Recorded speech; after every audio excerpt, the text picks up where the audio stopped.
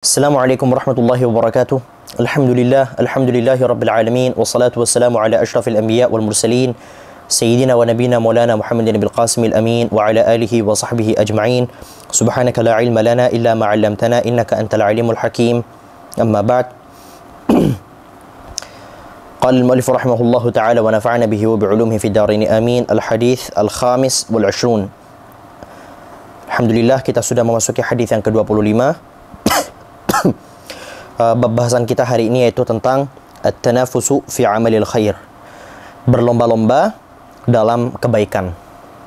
An Abi Dzarrin aidan radhiyallahu anhu anna nasa min ashabi Rasulillah sallallahu alaihi wasallam qalu lin nabiy sallallahu alaihi wasallam ya Rasulullah ذهب أهل الدثور بالأجور يصلون كما نصلي ويصومون كما نصوم ويتصدقون بفضول أموالهم قال أوليس قد جعل الله لكم ما تصدقون إن لكم بكل تسبيحة صدقة وكل تكبيرة صدقة وكل تحميدة صدقة وكل تهليلة صدقة وأمر بالمعروف صدقة ونهي عن منكر صدقة وفي بضع أحدكم صدقة قالوا يا رسول الله أيأتي أحدنا شهوته ويكون له فيها أجر قال أرأيتم لو وضعها في حرام أكان عليه وزر فكذلك إذا وضعها في الحلال كان له أجر رواه مسلم.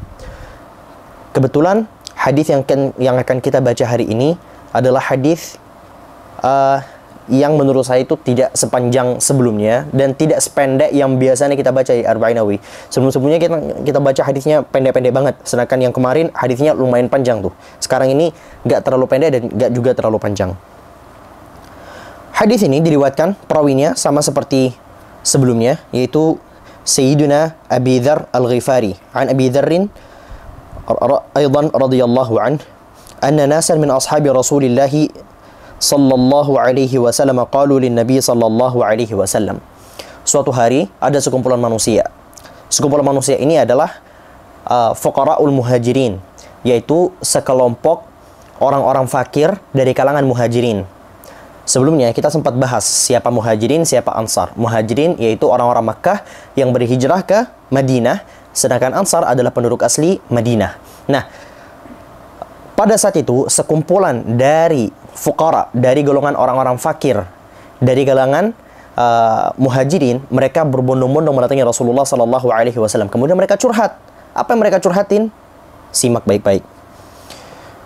Ya Rasulullah, dhahaba ahlud duthuri bil ujur. Ya Rasulullah, orang kaya itu pahalanya banyak-banyak itu ya Rasulullah. Banyak banget itu pahalanya. Yusalluna kama nusalli.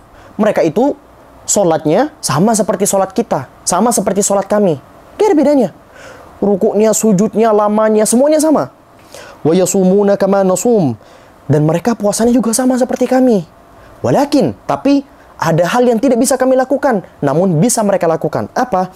Wa yatasaddaquna bifuduli amwalihim. Namun ya Rasulullah, kami solat, mereka ikutan solat. Kami puasa, mereka ikutan puasa. Kami melakukan ibadah ini itu, mereka juga melakukan ibadah ini itu. Tapi ya Rasulullah, mereka punya duit banyak. Mereka bisa banget itu sedekah seenak mereka. Lalu, bagaimana nasibnya dengan kami? Dijawab sama Rasulullah sallallahu alaihi wasallam. Namun sebelum kita masuk ke dalam intisari jawabannya, setidaknya kita kayak bisa mendapatkan sebuah hikmah gitu. Bahwa yang bikin overthinking para sahabat waktu itu adalah, kenapa ya? Saya itu gak bisa jadi kayak dia sehingga saya itu ibadahnya sama seperti dia. Orang-orang kita kalau ngeliat orang kaya dipikir apa? Oh, duit dia banyak, bisa beli iPhone, bisa beli ini. Enggak. Sahabat waktu itu fakir-fakir Quraisy, fakir-fakir dari sahabat Rasulullah sallallahu alaihi wasallam waktu itu ketika mendatangi Rasulullah, yang mereka bikin mereka iri dari orang kaya itu bukan karena mereka bisa beli ini itu, tapi yang bisa bikin mereka iri waktu itu adalah kenapa? Karena mereka melihat orang-orang kaya bisa sedekah banyak. Itu yang bisa bikin mereka iri. Overthinkingnya beda sama kita, bro. Besok saya kerja apa ya? Kenapa? Ya, biar saya bisa beli apapun yang saya mau, biar saya begini. Itu pikiran kita. Pikiran sahabat beda, bos. Qal, mereka berkata, Rasulullah sallallahu alaihi wasallam kemudian bersabda, ketika dicurhatin begitu, dikasih solusi sama Rasulullah. Awalaysa qad ja'ala Allahu lakum ma tasaddaqun? bukannya Allah juga sudah kasih kalian alternatif lain untuk bisa bersedekah? Seakan-akan Rasulullah bilang ke orang-orang fakir di sini, kalian pikir sedekah itu cuma pakai duit?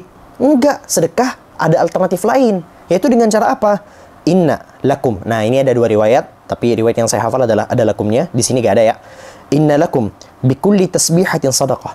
Sesungguhnya pada setiap tasbih, subhanallah, itu dihitung sebagai sadaqah.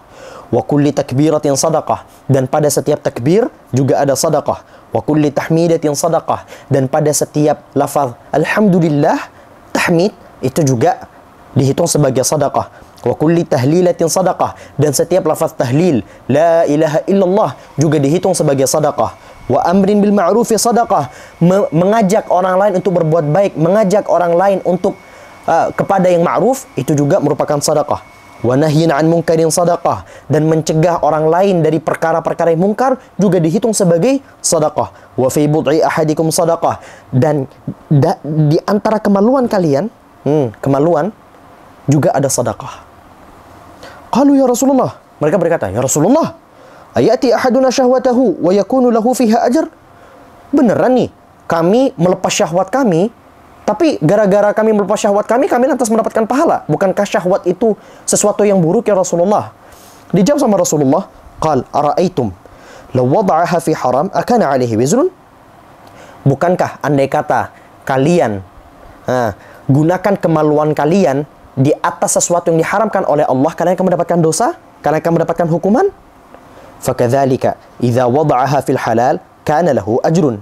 Begitu juga, kalau semisal kemaluan kalian pakai di atas perkara-perkara yang halal, kalian akan mendapatkan pahala. Pahala yang setara dengan sedekah. Ini maksudnya adalah hubungan suami dan istri. Begitu teman-teman. Rawahu Muslim. Jadi, kesimpulan ceritanya dari tadi itu adalah sekumpulan para sahabat mendatangi Rasulullah Shallallahu Alaihi Wasallam curhat, ya Rasulullah, kami tuh iri banget sama orang-orang kaya, mereka bisa sedekah, mereka bisa ini, berbeda dengan kami yang kami tuh gak punya duit. Akhirnya sama Rasulullah dikasih alternatif lain untuk sedekah. Ini hadis yang diriwayatkan oleh Imam Muslim. Ada hadis yang berbeda, ceritanya lucu banget. Kurang lebih ceritanya sama dengan ini. Sekumpulan fakir-fakir dari sahabat Rasulullah Shallallahu Alaihi Wasallam itu mendatangi Rasulullah. Awalnya Rasulullah memerintahkan para sahabat, ayo perbanyak sedekah, perbanyak sedekah, perbanyak sedekah. Akhirnya orang-orang kaya, mereka memperbanyak sedekah. Sedangkan orang-orang fakir, mereka sedekahnya ya semampu yang mereka punya. Akhirnya orang-orang fakir ini bertanya Rasulullah, ya Rasulullah, orang-orang kaya itu bisa sedekah. Mereka duitnya banyak. Kami ini gimana ya Rasulullah? Kami gak mau kalah urusan pahala, urusan mengejar ridhonya Allah Subhanahu wa Ta'ala ini. Akhirnya sama Rasulullah Sallallahu Alaihi Wasallam diajari mereka, oke, ini ada alternatif lain bagi kalian agar kalian bisa sedekah. Apa? Dengan membaca subhanallah 33 kali setelah sholat, membaca alhamdulillah 33 kali, dan membaca Allahu Akbar 33 kali. Jadi subhanallah, alhamdulillah, Allahu Akbar 33 kali setiap selesai sholat. Akhirnya mereka pulang dalam keadaan bahagia. Orang-orang kaya itu gak bisa ngejar kami kali ini.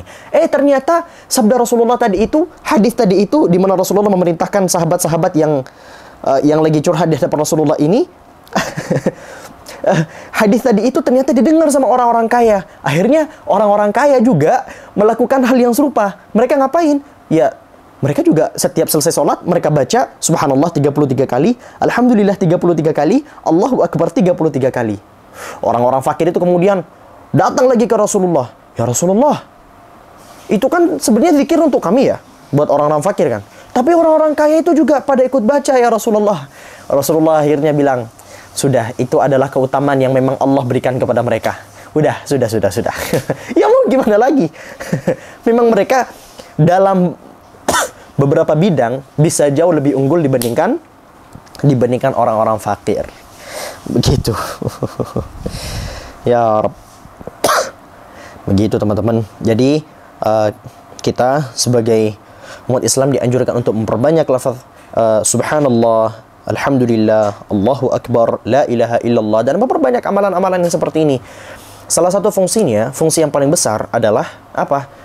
Siapa tahu ini nanti bisa jadi tambel bagi kita untuk nanti di akhirat.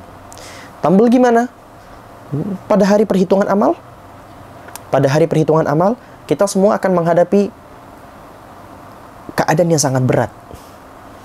ketika ternyata amal ibadah kita kurang, apa yang bisa kita lakukan?